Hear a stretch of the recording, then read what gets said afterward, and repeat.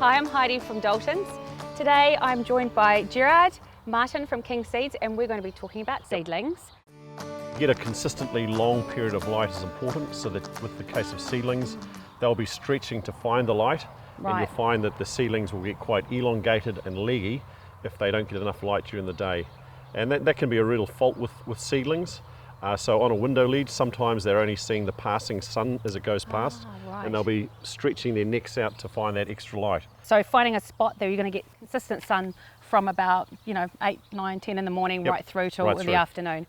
So that's going to mean more sun. Do you need to rotate them? That can help, yes. Absolutely. Okay.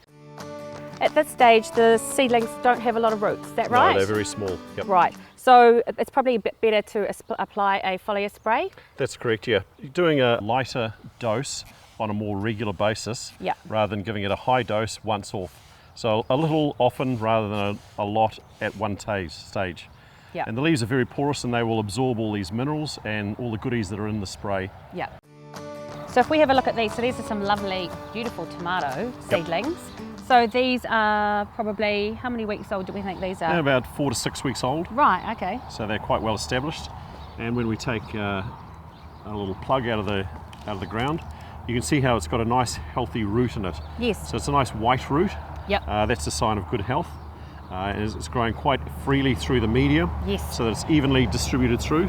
Through the mix. Through the mix. So that's a good quality mix where there's no lumps or bumps in there that are disturbing it. They're all growing straight down. You can see the line of the roots there. So if we're looking at that, and I was wondering whether it was too wet or too dry.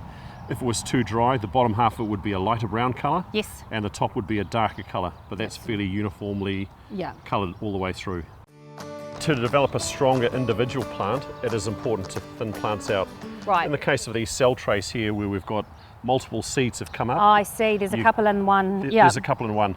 If we left them all together, they would quite possibly be stunted, and they would inhibit or stop the other ones getting to the right size they were.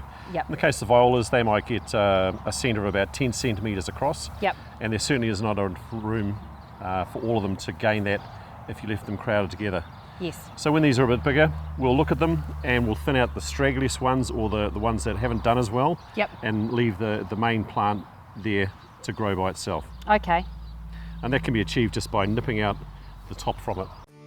So in the case of seedlings, you might take it outside and let them harden for a few days before you actually transplant them out there, and then that just gets used to that temperature fluctuation without having its roots disturbed. How long would you leave them?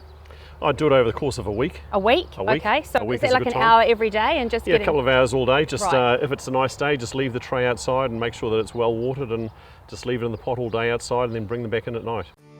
Firstly, you'd want to have a look at the weather and see what the weather's doing for you. Are you past that frost zone, for example, when they might get damaged by burning from lower temperatures? Is your garden ready to have them planted out there? That's important, exactly. Very important. Preparing the soil, yes. And once again, to look at the plant, is it healthy? Is it strong? Is it looking vibrant? So a good green colour. You can tell if a plant is struggling for nutrition. You might see the lower leaves might go yellow. But with the seed raising mix, there's a fertiliser in it that'll last 3 or 4 months. Yes, that's right. So the seedlings themselves will only be 6 weeks old. So they've got plenty of food left within the mix to survive that long quite happily.